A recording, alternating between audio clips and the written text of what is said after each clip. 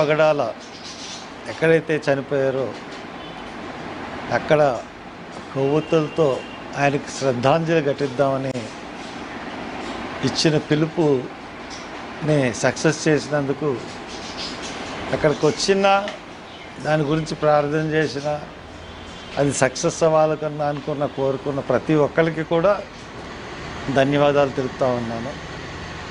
ఎందువల్లంటే అది హత్య అని నమ్మి అక్కడికి వచ్చారు. ఒకవైపు పోలీసులు సాధారణంగా దర్యాప్తు చేసి ఒక రిపోర్ట్ ఇస్తే దాన్ని అందరూ నమ్మాలి, నమ్ముతారు. కానీ ప్రవీణ్ పగడాల గారి విషయంలో మొదటి నుంచి కూడా ఆ హత్యని యాక్సిడెంట్గానే చూపెడుతూ అందరినీ తప్పుదోవ పట్టించాలని ఆయన మందు కొన్నాడని క్యారెక్టర్ అసాసినేషన్ చేస్తూ అన్ని రకాలుగా కూడా పోస్ట్ మార్టం రిపోర్ట్ కూడా ఇవ్వకుండా 15 రోజులు దాటితే ఈ సీసీటీవీ ఫుటేజ్ ఉండదు, విసారాలో ఏమీ దొరకదు. ఇవన్నీ దృష్ట్యా ఈ రోజుకి పోస్ట్ మార్టం రిపోర్టు రిలీజ్ చేయలేదు పోలీస్ డిపార్ట్మెంట్. అందుగురించి నేను మొన్న ధైర్యం చేసి సంపాదించి పోస్ట్ మార్టం రిపోర్ట్ని రిలీజ్ చేశాను. పోస్ట్ మార్టం చూసిన తర్వాత ఇంకా క్లారిటీగా అర్థమైంది, ఖచ్చితంగా చంపేశారు.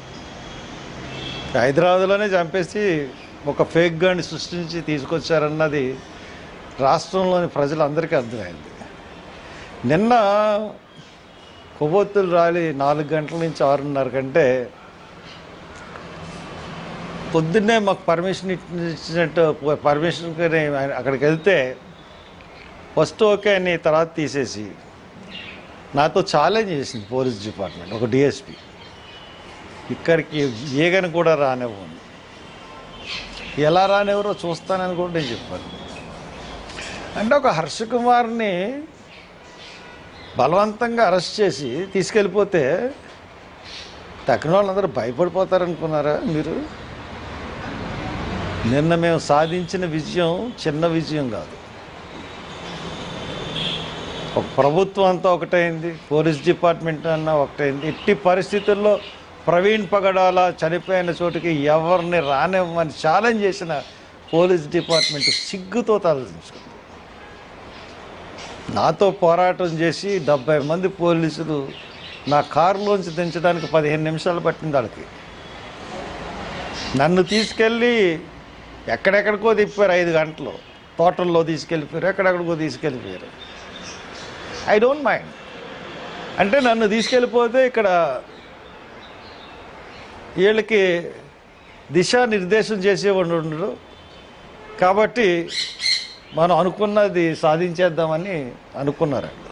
కానీ నిన్న శ్రీరాజ్ సుందర్ ఇంకా పాస్టర్లు ఆ వీడియోలు చూస్తూ ఉంటుంటే నాకు నిన్న పోలీసులు చెరలో ఉన్నాను కానీ అక్కడ ఏం జరుగుతుందో ఏంటో నాకు ఏమీ తెలీదు.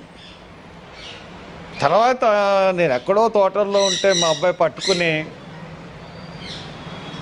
వచ్చాడు. అక్కడికి వచ్చేసేటప్పటికి పోలీసులకి అర్థం అవ్వలేదు ఆడ ఎలాగొచ్చాడు. వచ్చి వాళ్ళు గొడవ పడిపోతున్నారు, ఎవరిచ్చారు ఇన్ఫర్మేషన్ అని. మనకు గుండి మార్గాలు మనకు ఉంటాయి కదా. మొత్తం మీద అక్కడ బ్రహ్మాండంగా సక్సెస్ అయిందని చెప్పిన తర్వాత మీ ఇష్టం వచ్చిన సార్లు నన్ను ఉంచుకోండి, ఎన్ని గంటలని ఉంచుకోండి. నిన్న జనం కదిలిన తీరు, పాస్టర్లు అయ్యుండి పోలీసు మీద తిరుగుబాటు చేసిన తీరు.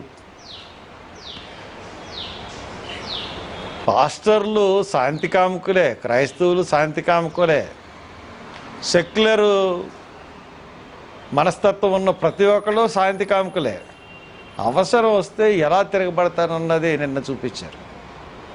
మొత్తం పోలీసుని పెట్టి అడుగు ముందు నివ్వకూడరా నిలువరించడాన్ని చాలా ప్రయత్నించారు పోలీసు, కానీ ఓడిపోయారు. కంప్లీట్గా పోలీసులు మా చేతిలో ఓడిపోయారు. ఎంత సంతోషంగా ఉందంటే కంప్లీట్గా IG, mister SP, mister IG, all DSPs, దేవుని సంకల్పం ముందు మీ ప్రభుత్వాలు ఎంత? ఆఫ్టర్ ఆల్ మీ ప్రభుత్వాలు ఎంత? మీ డిపార్ట్మెంట్ ఎంత? ప్రజా సంకల్పం, ప్రజల యొక్క మనోవాంఛ, హత్యని నమ్మి వచ్చిన వాళ్ళ పౌరుషం, దీని ముందు మీ పోలీస్ డిపార్ట్మెంట్ తుక్కు అయిపోయింది. ఛాలెంజ్ చేశారు నాకు, ఎట్టి పరిస్థితుల్లో ప్రవీణ్ పగడాల చనిపోయిన చోటకి ఎవరిని రానివ్వని. ఏమైంది? ఆఖరికి మీరు పారిపోయారు అక్కడి నుంచి. పారిపోయిన పరిస్థితి మీది. ఇప్పుడు కన్నా ఛాలెంజ్లు చేయకండి దేవుని కార్యక్రమాలతో. ఒకటి గుర్తుపెట్టుకోండి, ప్రజా సంకల్పం ముందు, ప్రజల వాంఛ ముందు మీరు నిలబడలేరు. ప్రభుత్వాలు నిలబడలేవు, ప్రజలు నిలబడలేవు. ఈ కేసులో సెంట్రల్ గవర్నమెంట్కి హస్తం ఉంది, స్టేట్ గవర్నమెంట్ హస్తం ఉంది. అమిత్ షాకి, చంద్రబాబు నాయుడుకి, మోడీకి కూడా ఈ హత్య గురించి తెలుసు. లేకపోతే ఇక్కడ చనిపోతే అక్కడ ల్యాప్టాపు లేకపోతే ఐప్యాడ్ ఎందుకు తీసుకెళ్తారు? ఇక్కడ ల్యాప్టాప్ ఎందుకు స్వాధీనం చేసుకుంటారు? ఫ్రీడమ్ ఆఫ్ రిలీజియన్ గురించి ఫైట్ చేస్తున్నాడు కాబట్టి, అతని దగ్గర అపారమైన జ్ఞానం ఉంది కాబట్టి, ఈ కేసులో ఇతను ఎట్టి పరిస్థితుల్లోనూ మనం తీయకపోతే మాకు అన్ని ఆటంకాలని చెప్పి అతను తొలగించారు. అయినా పర్లేదు, దేవుడు ఇంకో రూపంలో మాకు సహాయపడతాడు. కాబట్టి ప్రవీణ్ పగడ